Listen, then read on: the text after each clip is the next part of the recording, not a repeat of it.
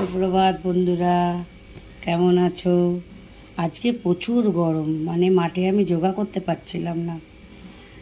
তারপরে আসার সময় আজকে আর বাজার করিনি, কালকে যোগাতে যাইনি, বাজার করে নিয়ে এসেছিলাম। এই ফ্রিজ থেকে বার করে চিন্তা করছি কি করব। পটল, পেঁপেটা আবার থাকলে পেকে যাবে, ভাবছি শুক্তো করব।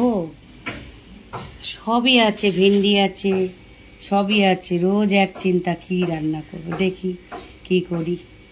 কালকে দই পেতেছিলে? হ্যাঁ, সকালে আনলে না, রাতে পেতেছি, ভুলে গেছিলাম। এই দেখো কত সুন্দর হয়েছে, দেখি।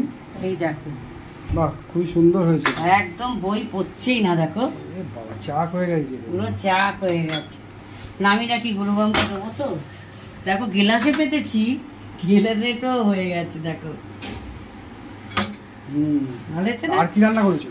ও আজকে তো হয়ে গেছে। কি করবো দিশা করতে পারছিলাম না, কি শুক্তো করলাম, আর এই সোয়াবিন দিয়ে আলু দিয়ে পটল দিয়ে তরকারি করেছি, আর নারকেল দিয়ে একটু মুগ ডাল করেছি, নিরামিষ করেছি।